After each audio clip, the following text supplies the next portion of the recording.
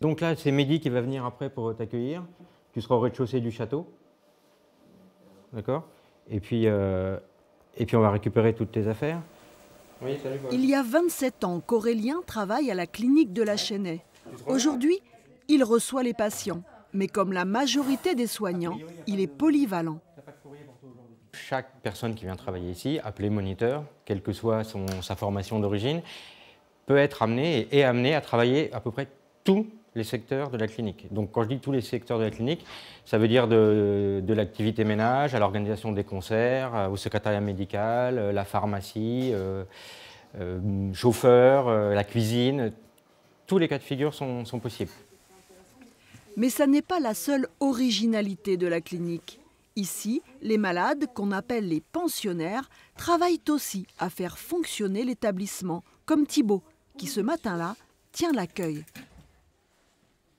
On est l'image de l'entrée dans la clinique. C'est pour ça que j'aime bien de temps en temps faire annoncer les visites. Voilà. Après, sinon, il y a d'autres contrats. Il y a le courrier, je distribue le courrier, je vends des chocolats. La clinique de la Chênaie a été créée en 1956.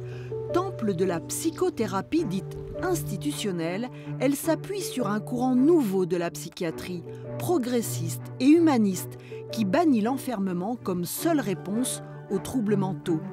Arrivé il y a 8 mois, Simon travaille au restaurant du Train Vert, installé dans un ancien wagon au cœur du parc de la Chênaie. Dans plein d'autres lieux d'hospitalisation, on est enfermé, puis on fait rien de la journée, on a 3 activités dans la semaine, et puis on voit un psychiatre tous les 46 du mois, enfin c'est chiant. Alors que là, le fait d'être actif, ça permet aussi d'être plus ancré dans la société, dans la vie de tous les jours, et on réapprend un petit peu à vivre. À la Chênaie, les soignants mangent avec les patients. La vie sociale elle-même est organisée de façon paritaire. Personne ne porte de blouse blanche, à commencer par le médecin directeur. Aujourd'hui, il y a certains médecins qui pensent que c'est complètement obsolète et que ça ne ressemble plus à rien, quoi. Et puis il y en a d'autres quand même qui pensent que c'est une excellente façon de travailler. Le soin, c'est un acte d'engagement des patients.